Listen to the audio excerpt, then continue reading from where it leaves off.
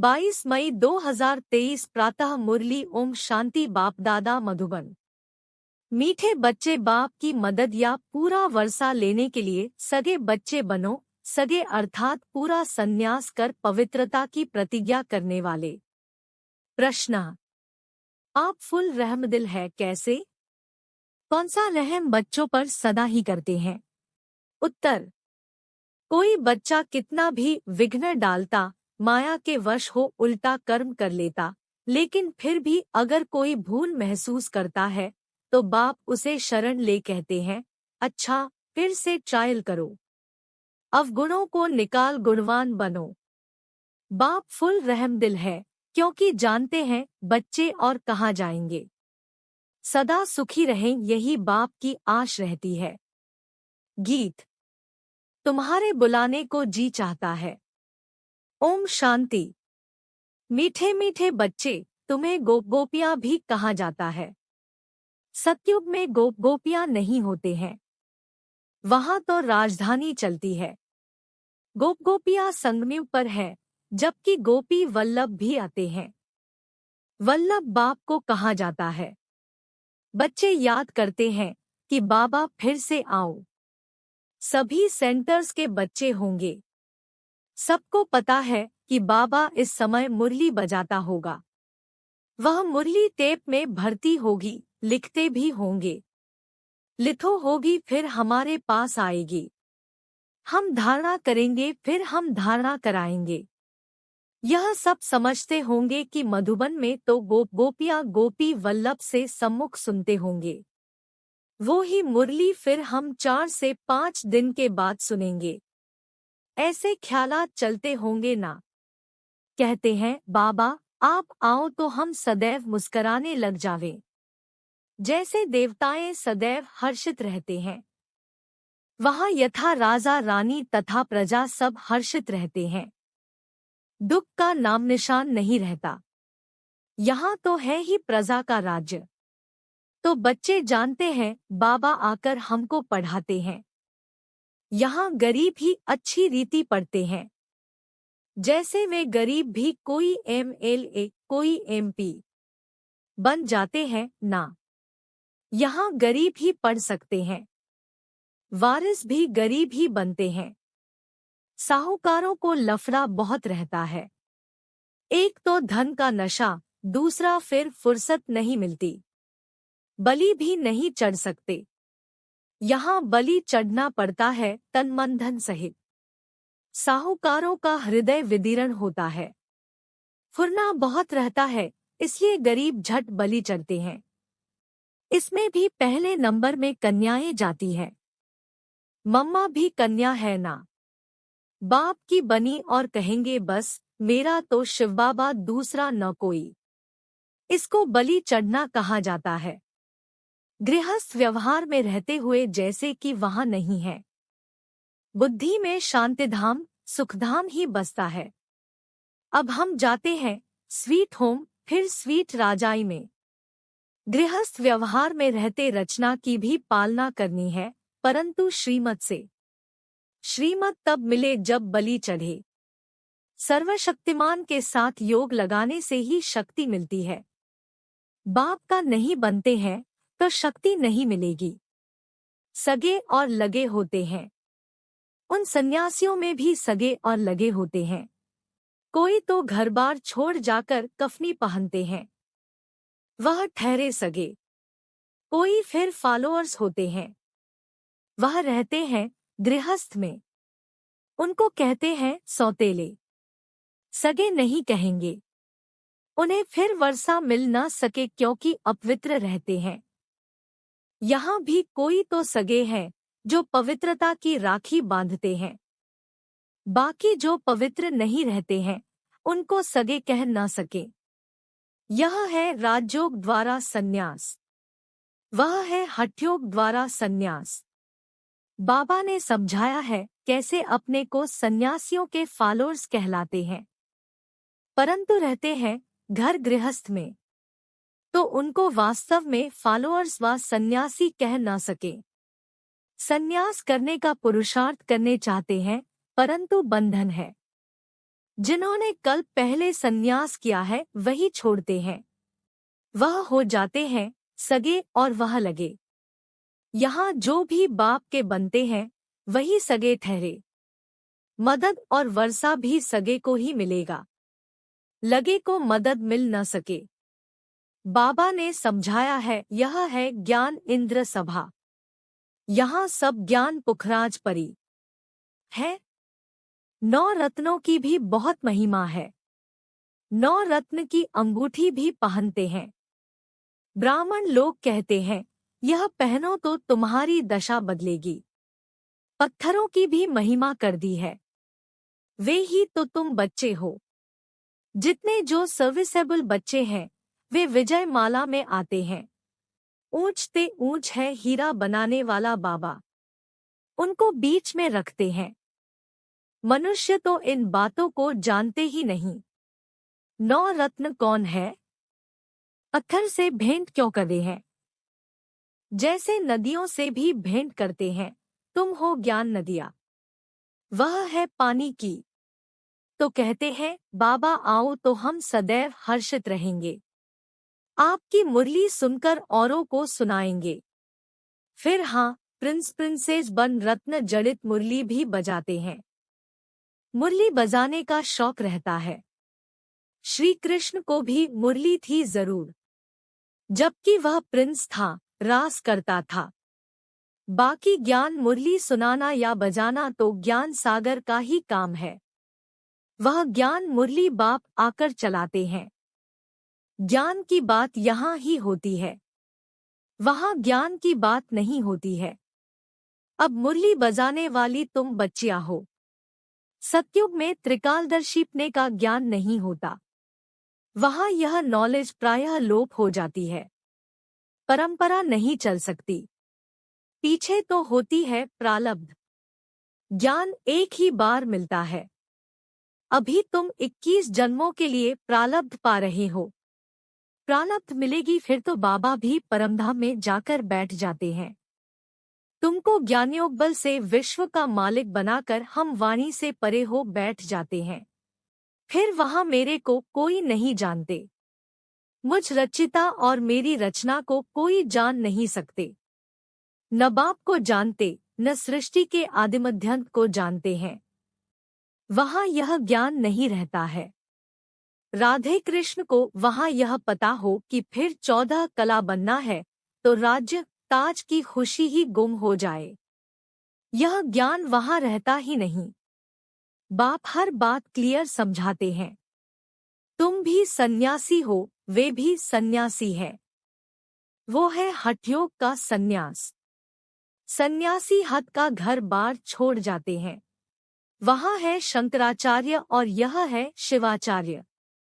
शिव बाबा ज्ञान का सागर है ना, उनको आचार्य कहा जाता है। श्री कृष्ण आचार्य नहीं, भगवान शिवाचार्य बैठ तुम बच्चों को समझाते हैं, राजयोग सिखलाते हैं। वह हठयोगी है, वह राजयोग सिखला न सके।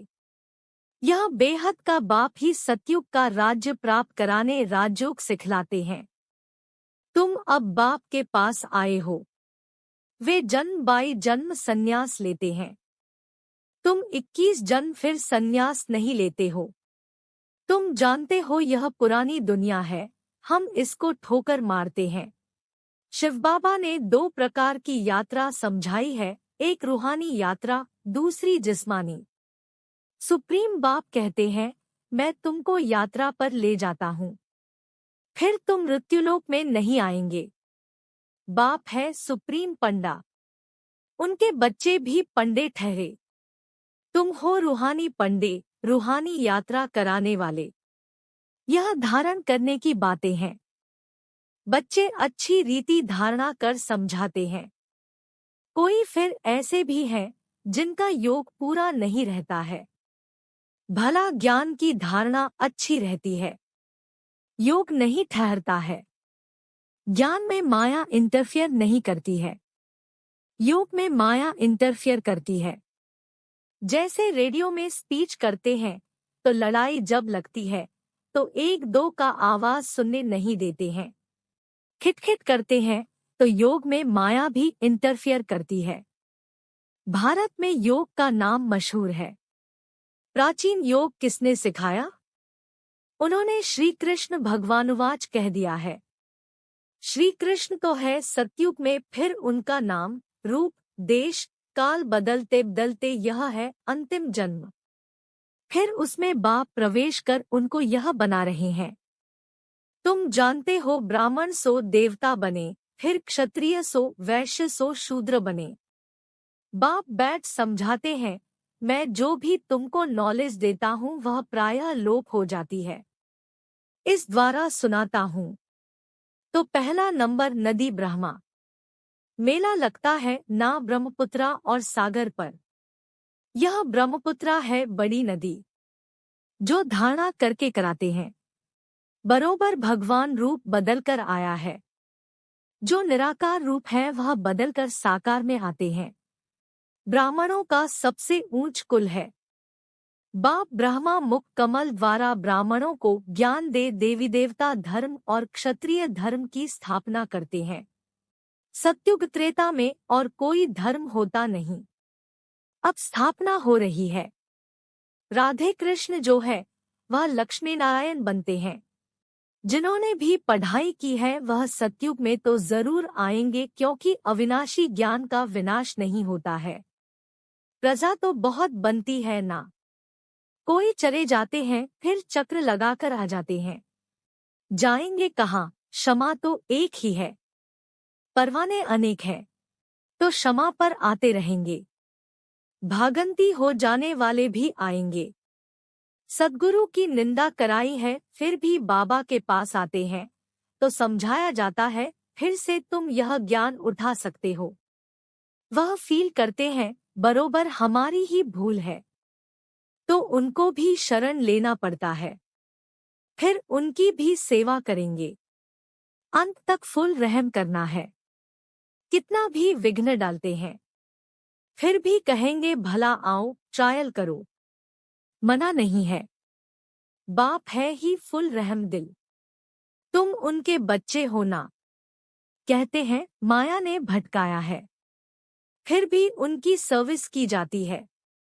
शरण में आते हैं तो फिर उठाना है। अवगुण को निकाल गुणवान बनाना चाहिए। बाप कभी दुश्मन नहीं बन सकता। बेहद का बाप कहेंगे कि बच्चे सुखी रहो। रहम आता है। कहाँ जाएंगे और तो कोई जगह है नहीं जहाँ बाप से वर्षा ले सके। बाप सब बातें समझाते हैं। बहुत नहीं धारणा कर सकते हैं तो फिर थोड़ा ही सही। अच्छा मनमना भव। बाप की याद में रहो। आत्मा का स्वधर्म है शांत। अटेंशन प्लीज, सावधान अपने बाप को याद करो। बाप को याद करने से वर्षा जरूर याद आएगा। ऐसे हो नहीं सकता वर्षा याद न आए। बाप और वर्षे को याद करने से तुम जीवन मुक्त बनते हो। कितनी सहज बात है। नाम ही रखा है सहज राजयोग, योग कहने से ही मूझते हैं। यह तो बाप को याद करना है ना। बाबा कहते हैं अरे बच्चे, तुम बाप को भूल जाते हो। जिस बाप से हीरे जैसा जन्म मिला है तुम उनको भूल जाते हो।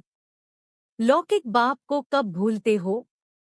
बाबा को भूला तो वर्षा गुम। अपने को आत्मा निश्चय कर बाप को याद करना है। आत्माभिमानी बदले देहाभिमानी बनने से धोखा खाते हैं। सन्यासियों का है निवृत्ति मार्ग। भारत पतित बनना शुरू हो जाता है तो यह आकर मरम्मत करते हैं। अपवित्र बनने से थामते रोकते हैं। उनमें प्योरिटी की ताकत रहती है। प्योरिटी है तो पीस प्रॉस्पेरिटी भी है। कन्या भी पवित्र है तब तो उनको माथा टेकते हैं। देवताएं पवित्र हैं तो सब उनको माथा टेकते हैं। सतयुग में माथा टेकने की बात नहीं है, क्योंकि सब पवित्र रहते हैं। अपने दर्पण में देखना चाहिए कि हमारे में कोई भूत तो नहीं है। लायक बने हैं लक्ष्मी नारायण को वरने के।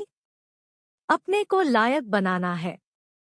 तुम बच्चे जानते हो ऊंच ते ऊंच है शिव बाबा। ब्रह्मा, विष्णु, शंकर और लक्ष्मीनारायण आदि सबसे शिव बाबा ऊंच है। एक शिव बाबा ही हीरे जैसा है, बाकी इस समय सब तमोप्रधान कौड़ी जैसे हैं। महिमा सारी एक ही बाप की है। सारे सृष्टि को स्वर्ग बनाना यह बाप का ही काम है। अच्छा, मीठे मीठे सिकीलधे बच्चों प्रति माता पिता बाप दादा का याद, प्यार और गुड मॉर्निंग। रूहानी बाप की रूहानी बच्चों को नमस्ते। धारणा के लिए मुख्य सार। 1. बाप पर पूरा बलि चढ़, बाप का सगा बच्चा बन बाप से पूरा वर्षा लेना है, पूरा पवित्र बनना है। 2. अपने को दर्पण में देख भूतों को निकाल गुणवान बनना है। बाप की मुरली सुन धारण कर औरों को करानी है। वरदान। परमार्थ के आधार पर व्यवहार को सहज बनाने वाले भाग्यवान आत्मा भव। आधाकल्प व्यवहार में, भक्ति में, धर्म के क्षेत्र में सब में मेहनत की और अभी मेहनत से छूट गए। अभी व्यवहार भी परमार्थ के आधार पर सहज हो गया। निमित्त मात्र कर रहे हो। निमित्त मात्र करने वाले को सदा सहज अनुभव होगा। व्यवहार नहीं है लेकिन खेल है। माया का तूफान नहीं लेकिन ड्रामा अनुसार आगे बढ़ने का तोहफा है। तो मेहनत छूट गई ना। ऐसे मेहनत से अपने को बचाने वाली श्रेष्ठ भाग्यवान आत्मा हूँ, इसी स्मृति में रहो। स्लोगन। जीवन में मधुरता का गुण धारण करना ही महानता है। कृपया आज की मुरली पर लाइक, कमेंट